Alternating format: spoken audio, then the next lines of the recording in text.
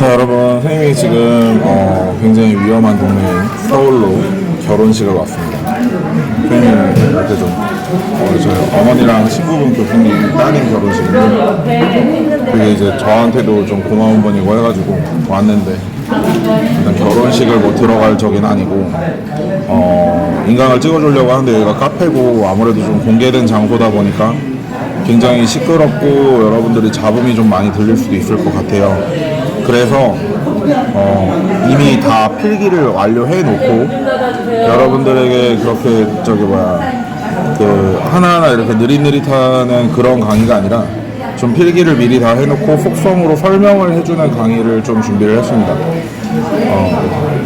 목소리가 일단 선생님이 얘기를 할 때 그래도 주변 목소리보다는 선생님 목소리를 이 반응성 마이크가 좀 더 잘 듣는 것 같아요.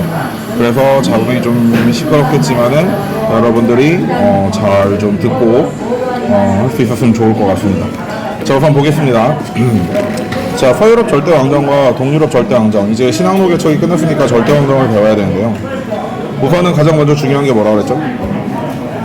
서유럽 절대왕정과 동유럽 절대왕정의 차이를 구분할 수 있어야 된다라고 선생님이 이야기를 했었어요.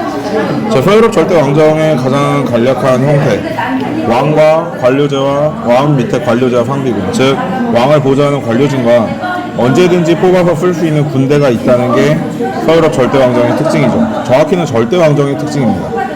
그런데 관료고 상비군이고 간에 뭔가를 유지하기 위해서는 돈이 있어야 돼요. 그 돈을 누가 주냐에 따라서 서유럽과 동유럽의 차이가 있습니다. 서유럽은 대항해 시대를 통해서 대서양을 끼고 있었던 국가들이기 때문에 빠르게 해외로 진출해서 시민 상업이 발달함으로 인해서 시민 계층이 성장을 할 수 있었고, 그렇기 때문에 왕은 시민들에게 무역 독점권을 주면서 시민들은 그로 인해서 번 돈을 가지고 재정을 지원을 합니다. 왕에게. 왜 왕에게 재정을 지원을 한다 그랬죠? 그렇죠. 상인들 기준에서는 중앙집권이 되는 편이 훨씬 좋다고 그랬어요. 왜? 국내에서의 관세를 철폐하고 외국 물건이 못 들어오도록 보호관세를 쌓아달라고 요청을 한다 그랬잖아, 국왕에게. 라인강 같은 경우는 강 처음부터 끝까지 52개의 세금을 걷는 곳이 있어서 이런 식으로 영주들이, 자기 지방의 영주들이 자신의 토지에서 불입권을 행사하게 되면 그 불입권 행사 때문에 상인들의 상업활동이 굉장히 위축이 된다 그랬어. 그렇기 때문에 왕에게 재정적으로 지원을 하고 그러니까 영주의 세력보다 왕의 권한을 강하게 만들어서, 왕의 권력을 강하게 만들어서 왕으로 하여금 우리가 좀 더 편하고 안전하게 상업활동을 할 수 있도록 도와달라라는 개념이었죠. 귀족들 역시 권력이 내려가는 중이었기 때문에 이제는 뭐 반동영주 이런 게 등장하는 게 아니라 왕에게 자신의 토지를 바칩니다. 왕의 마음에 들지 않는 순간 왕이 언제든지 상비군을 활용해서 자신의 영지를 쓸어버릴 수 있는 상황이 돼요. 그러니까 왕에게 거역하기보다는 왕에게 자기가 가지고 있는 토지를 바치고 그 토지의 소유권을 인정받는 겁니다. 지금까지는 토지를 지배했었다면 그 토지를 소유하고 있고 토지로부터 어느 정도의 세금을 거둘 수 있는 권리만을 왕에게 요청을 하는 거죠. 왕 역시 자기에게 복속하고 자기 밑에서 관료로 일하는 귀족들을 굳이 공격하거나 때릴 이유는 없으니까 토지에 대한 지배권을 받고 그 상태에서 토지 소유를 인정해주면서 적당히 세금 걷어먹어라 라고 하게 되는 겁니다. 반대로 동유럽 절대왕정에서는요, 대항해 시대가 일어나지 않았고 상공업의 발달이 아무래도 서유럽보다 조금 부족하기 때문에 시민계층 성장이 아직 불가능합니다. 그래서 시민사회 성장이 더디기 때문에 아직까지 봉건귀족의 세력이 강력했었고요. 그래서 봉건귀족들이 왕이 관료제와 상비군을 운영하라고 재정을 지원하는 대신에 이들의 특권을 계속해서 인정받는 겁니다. 특히 자신의 땅에서 농노제를 계속해서 유지할 수 있도록 허락받는 거죠. 요게 동유럽과 서유럽의 절대왕정에서의 가장 큰 차이였습니다. 자, 그러면 실제로 서유럽 절대왕정을 한번 살펴볼게요. 서유럽 절대왕정은 16세기부터 17세기까지 이루어졌으며 특징으로는 아무래도 관료제와 상비군이 주둔하게 있고 1호 개정 교육과정에서 신분제 의회가 약화되었다라는 소리가 나오거든요. 근데 이 신분제 의회와 관련된 내용은 선생님이 프랑스 혁명에서 삼부회를 이야기하면서 조금 더 자세히 가르쳐 주겠습니다. 자, 경제적으로는 중상주의, 다시 말해 돈을 중요시하는 중금주의를 주장해서 나라를 부강하고 부국강병을 하기 위해 노력했어요. 그런데 부자가 되기 위해서는 나라 안에서 나라 밖으로 나가는 수출 품목이 늘어야 되고 반대로 나라 밖에서 나라 안으로 들어와서 나라의 재정이 유출되게 되는 수입을 줄여야 되죠. 수출을 늘리는 방법은 역시 깡패 짓을 할 수 있는 식민지를 확보하는 방법이겠고요. 그 다음에 수입을 줄이는 방법은 수입하는 물건들에게 강력한 관세를 붙이는, 즉 나라의 산업을 보호하기 위해 붙이는 관세다라고 해서 보호 관세를 붙이는 것이었죠. 또한 왕의 권력은 신으로부터 주어졌다는 왕권 신유설 등을 준비하여 서유럽 절대 왕정의 어떤 이론적 배경, 사상적 배경 등을 만들어 두었습니다. 그럼 실제로 이 나라들이 어떻게 이루어졌는지에 대해서, 이 나라들이 어떻게 각각의 상황이 왕들별로 어떻게 이루어졌는지에 대해서 볼 텐데, 잠깐만 전화 좀 할게요. 엄마가 강의 찍는 중인데 왜?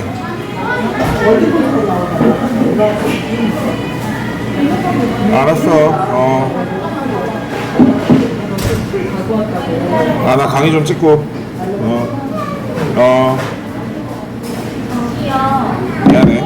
이게 이 태블릿으로 강의를 찍는 거에 가장 큰 문제가 중간에 멈춰지지가 않잖아. 그게 최대 문제야. 자, 먼저 엘리자베스 1세부터 보겠습니다. 엘리자베스 1세는 지문 국가와 결혼했다라는 표현을 씁니다.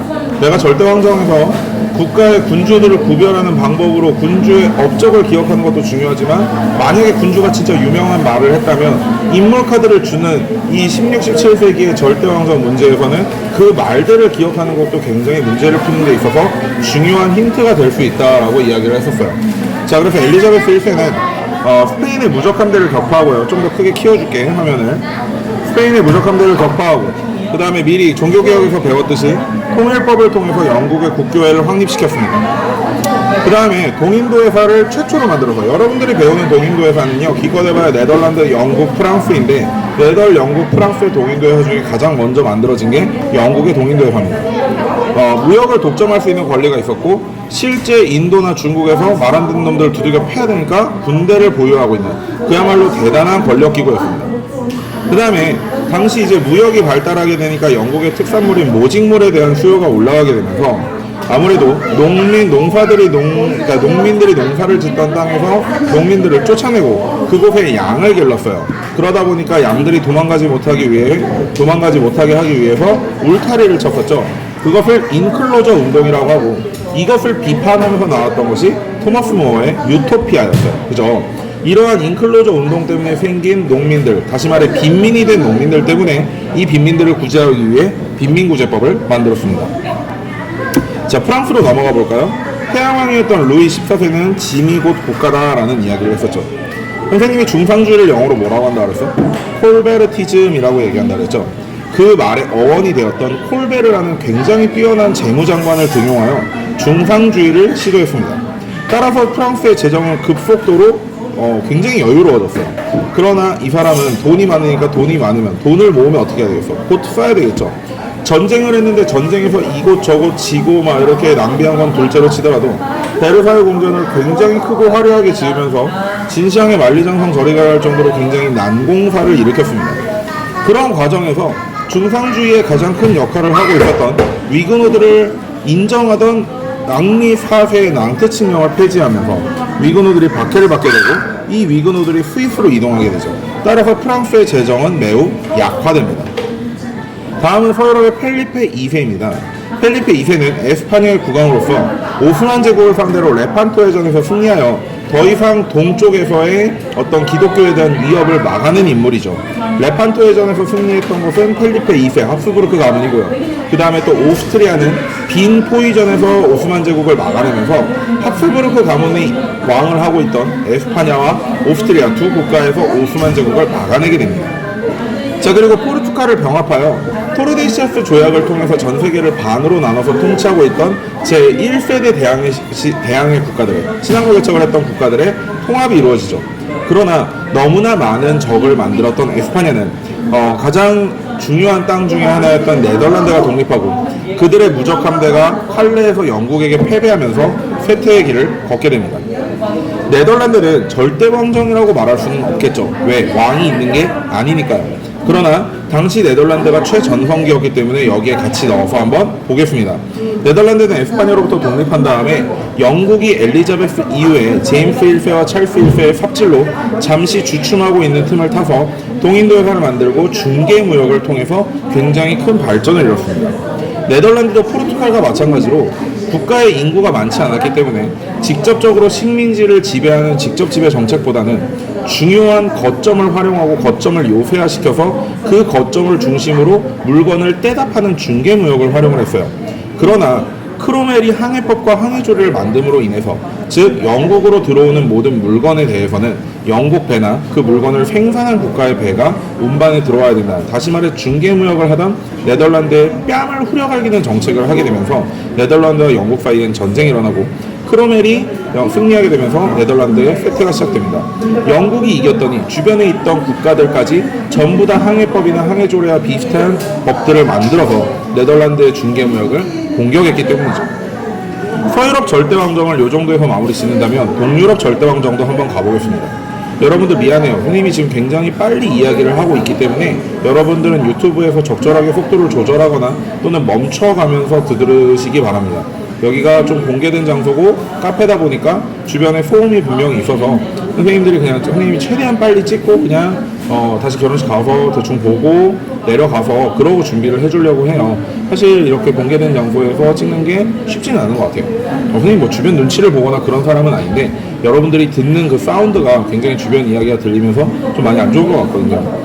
자, 어쨌든 동유럽 절대왕정은 시기는 서유럽보다 조금 늦은 1세기 정도 늦은 17, 18세기입니다. 특징은 도시나 상공업이 발달하지 못했기 때문에 시민사회 계층이 성장하지 못했고 아직까지 융커라 불리는 공권 귀족의 세력이 훨씬 강력했습니다. 융커 필기 안 했네. 융커 필기 해줄게요.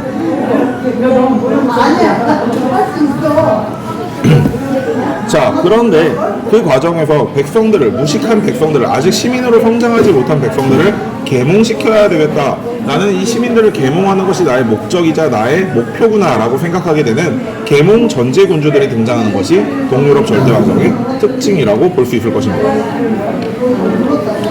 첫 번째, 동유럽 절대왕정에서 제일 먼저 살펴볼 군주는 러시아의 표트르 대제입니다. 표트르 대제는 이복 누나와 어릴 때 왕위 다툼을 하는 과정에서 모스크바에서 벗어나 지방에 있던 도시에서 살게 되었는데요. 이때 이 표트르 대제가 자랐던 도시가 지금 현재 한국으로 이야기하자면 이태원과 비슷한 도시여서 굉장히 외국의 문화를 받아들이는데 좋았었고요. 그랬기 때문에 러시아의 어떤 좀 낙후된 문화보다는 서유럽의 굉장히 발전된 문화를 받아들이고 싶어 했어요. 그래서 표트르 대제는 왕이 되자마자 서유럽화를 하기 위해서 사절단을 만들었고 본인도 그 사절단에 참여하여 직접적으로 서유럽에 가서 궁금한 여러 가지 것들을 직접 해보게 됩니다. 법원에도 참여하고 의학 실험을 해서 해부를 해보기도 하고 대포나 조선소에서 배를 직접 만들어 보기도 했죠. 그래서 서유럽을 하기 위해서 많은 돈이 필요하게 되니까 기존의 러시아 사람들이 추억으로 많이 기르던 수염 같은 것에다 세금을 매겨서 수염세를 걷고요. 그 다음에 그렇게 거둔 돈으로 대포와 군대를 만들어서 바다로 나가기 위한 출구를 얻기 위해 북방전쟁을 펼칩니다. 1차 북방전쟁에서는 스웨덴에게 패배했지만 결국 스웨덴을 물리치고 발트해로 나가는 통로를 얻게 되죠. 그리고 발트해로 나가는 통로를 얻었던 그 땅에 상트페테르부르크라는 성스러운 표트르의 도시 세인트 페테르부르크라는 상트페테르부르크라는 도시를 만들고 모스크바에서 상트페테르부르크로 천도를 하게 됩니다. 또 표트르 대제 때 중요한 것 중에 하나는 나중에 동양사를 배울 때 중국사에서 많이 다뤄질 문제겠지만 당시 동방으로 나아가던 과정에 청나라와 충돌을 하게 되고 당시 최강대국 중에 하나였던 청나라의 강희제와 함께 네르친스크 조약을 맺게 되죠. 네르친스크 조약은 중요한 이유가 거의 동서양이 만나서 맺은 최초의 조약이라고 봐도 무방한데요. 그런 상황에서도 굉장히 동등한 관계에서 조약을 맺었다는 것이 중요한 점 중에 하나입니다. 자, 두 번째 역시 러시아입니다. 예카테리나 2세라는 여왕인데요. 이 예카테리나 2세는 이런 말을 했습니다. 군주의 목적은 국민을 가장 높은 선으로 이끄는 것이다 라고 이야기했어요. 예카테리나 2세는 표트르 대제가 여기 보이듯이 발트해 쪽으로 진출을 했다면 예카테리나 2세는 알래스카와 흑해로 진출을 하고요. 그 다음에 폴란드 분할에 참여하면서 폴란드로도 진출하여 러시아의 동서 남북 중에 남서북으로 진출하여 그 영토를 크게 넓힌 왕입니다. 독일의 하급 귀족으로 태어나서 러시아에 시집을 왔고 아무래도 남편이 자폐하였던 때문에 시를 남기기 위해서 뭐 정부를 들인다든지 그런 좀 특이한 지금 현재 우리의 2020년의 사고방식으로는 이해하기 힘든 여러 가지 일들이 있었지만 어쨌든 독일 사람임에도 불구하고 러시아의 국민들이 굉장히 사랑했던 여왕입니다. 영토를 크게 넓혔고요. 계몽 전제 군주를 자처했다라고 생각하시면 될 것 같습니다. 세 번째는 바로 마리아 테레지아죠. 굉장히 이쁘고 선생님이 수업 시간에 사진도 보여줬던 친구입니다. 마리아 테레지아가 태어나기 전에 이미 오스트리아는 굉장히 마리아 테레지아의 임신 자체가 왕의 나이가 늙었을 때 됐었기 때문에 더 이상 후계를 만들지 못하면 어쩌나에 대한 걱정 때문에 국사조칙이라는 것을 통해서 상속법을 수정하여 국왕의 계승을 여성도 가능하도록 만들었습니다.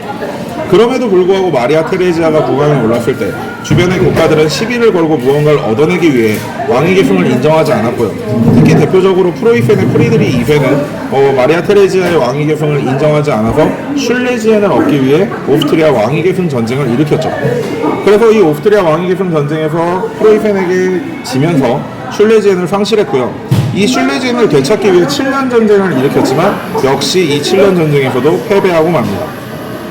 그리고 그 아들이었던 요제프 2세는 내정개혁을 시도했다. 요제프 2세가 마리아 테레지아와 비교될 정도로 훌륭한 군주였던 것은 아니지만요. 교과서에서는 마리아 테레지아와 요제프 2세 때 내정개혁이 이루어졌다라는 식으로 많은 설명을 하고 있기 때문에 요제프 2세도 넣어두었습니다. 마지막으로 진짜 유명한 왕이었던 프리드리 2세입니다. 프리드리 2세의 했던 말부터 살펴볼게요. 필기를 안 했네. 일부 반에서 프리드리 2세의 말을 선생님이 소개를 안 해줬었던 것 같아요. 프리드리 2세는 뭐라 그랬냐면요. 군주는 국가 제1의 공복이다 라는 표현을 씁니다. 군주가 국가에서 첫 번째 노예다 또는 노비다 또는 집사다 라는 표현을 쓴 거죠. 그만큼 군주가 나라를 위해서 봉사하고 열심히 노력해야 된다는 것을 이야기했던 사람입니다. 철학적으로도 완벽하고 군사적 훈련도 뛰어났던 사람이죠. 프리드리히의 불행한 어린 시절은 선생님이 수업 시간에 얘기했어요.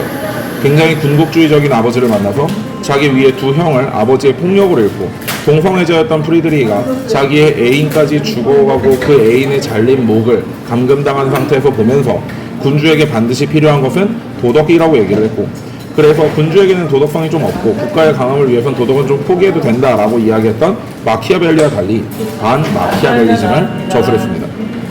오스트리아 왕위계승 전쟁을 통해서 슐레지엔을 차지했고요. 그것을 되찾기 위해 마리아 테레지아가 일으킨 7년 전쟁에서도 승리했고요. 그 다음에 마리아 테레지아와 함께 폴란드 분할에도 참여하여 프로이센의 영토를 굉장히 크게 넓혔습니다. 상수시 궁전이라고 로코코 양식이라는 새로운 궁전을 짓기도 했고요. 계몽 전제군주를 자처하기도 했죠. 여기까지 배운다면 여러분들은 서유럽 절대왕정과 동유럽 절대왕정의 차이점과 주요 군주들에 대한 설명을 모두 들었습니다. 그렇다면 조금 심화해서 가보겠습니다. 여러분들이 배웠던 30년 전쟁 전에는 독일 안에서의 나름대로 강력한 국가라고 이야기할 수 있었던 건 신성 로마제국, 다시 말해 독일과 오스트리아 양쪽 다 합스부르크 가문이 점거하고 있었던 그거였습니다. 그런데 30년 전쟁 후에 베스트팔렌 조약의 결과에서 독일의 영주들, 독일의 제후들에게 정치적 자유를 허용을 했잖아요.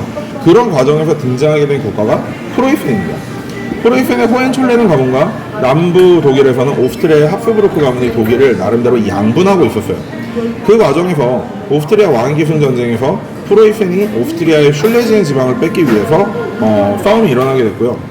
프로이센, 이 합스부르크 가문의 철천지 원수 중에 하나였던 프랑스의 부르봉 가문은 당연히 프로이센을 도와주면서 오스트리아와 싸우게 되고요. 프랑스의 철천지 원수, 100년 동안 싸웠던 그 영국이 오스트리아 손을 잡아서 서로 전쟁을 하게 됩니다. 그러나 영국은 오스트리아를 그렇게 열심히 도와주지 않았어요. 영국의 주의점은 유럽이 지금 현 대륙의 상황을 유지하는 것이 영국의 첫 번째 목표였습니다. 즉 영국은 약한 사람을 도와주는 거예요. 그래서 영국 본인 자신은 우리가 유럽의 경찰이다라고 얘기를 했지만 일반 유럽 대륙의 통일을 꿈꾸던 나폴레옹이라든지 비스마르크라든지 히틀러 같은 친구들에게는 그저 저건 박쥐다 라는 표현을 받았겠죠. 어쨌든 프랑스와 프로이센 그리고 오스트리아와 영국의 부르봉과 합스부르크 가문의 대결은 굉장히 유서 깊은 대결이고 유럽의 패권을 다루는 나름대로 굉장히 유서 깊은 대결입니다. 그런데 이 사이에서 바로 선생님이 이야기했던 외교혁명이라는 것이 일어나게 되죠.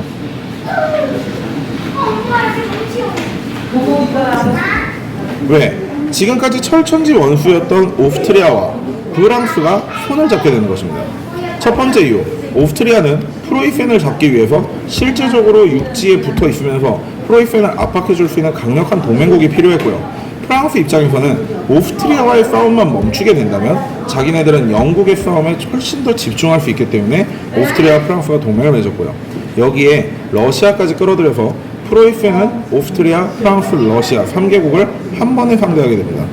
당시 오스트리아와 프랑스와 러시아의 실권을 잡고 있었던 사람들이 전부 다 여자였죠.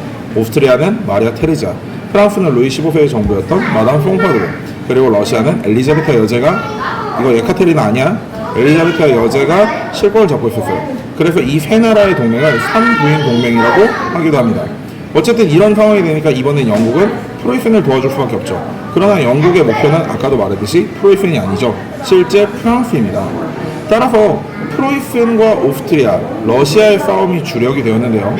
거의 다 이기고 있던 이러한 상황에서 러시아의 엘리자베타 여자가 죽으면서 표트르 3세라는 프로이센의 프리드리의 빠도리가 왕이 되었습니다.